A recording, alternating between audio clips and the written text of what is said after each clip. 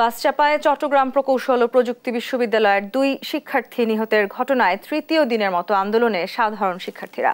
আন্দোলন নিয়ে কটূক্তি করায় চুয়েট শিক্ষকের অপসারণের নতুন দাবি সহ 10 দফা আদায়ে ক্লাস পরীক্ষা বর্জন করে চট্টগ্রাম কাপ্তাই সড়ক অবরোধ করে রাখে তারা।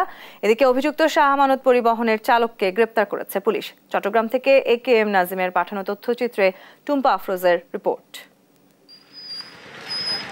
বাস চাপায় 2 সহপাঠীর মৃত্যুর ঘটনায় তৃতীয় দিনের আন্দোলনে সড়ক অবরোধ ও টায়ারে আগুন জ্বালিয়ে চুয়েটের মূল ফটকের সামনে অবস্থান নেয় শিক্ষার্থীরা।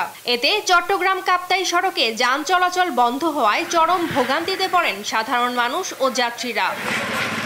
শুরুতে 9 দফা দাবি জানালেও আন্দোলন নিয়ে কটূক্তি করায় চুয়েট শিক্ষক সুমনদের অপসারণের দাবি যুক্ত করেন শিক্ষার্থীরা। ইতোমধ্যে ওই শিক্ষককে শোকজ করেছে বিশ্ববিদ্যালয় কর্তৃপক্ষ। শিক্ষক সেখানে বলছে যে একটা যে ভাষা দিছে ওটা আসলে যায় না, আমাদের অপমান করার মতো।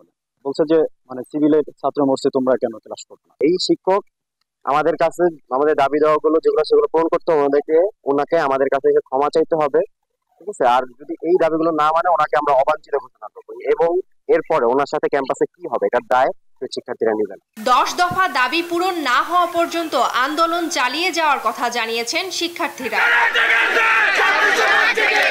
আমাদের দাবি আন্দোলনের কোনো স্পটই স্যাররা ক্লিয়ার করতেছে না। প্রথম কথা হচ্ছে এটা, আমরা সর্বপ্রথম যে দাবিটা ছিল মেইন যে সেটা হচ্ছে আমাদের এখানের মধ্যে যে লোকাল বাসগুলো আছে শাহ আমানত এবি ট্রাভেল, এগুলো বয়কট করা।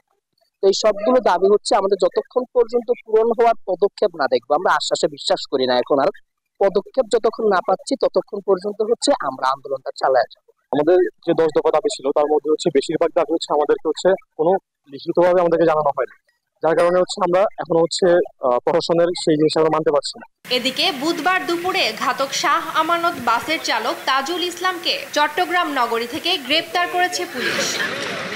নিউজ ডেস্ক, দেশ টিভি।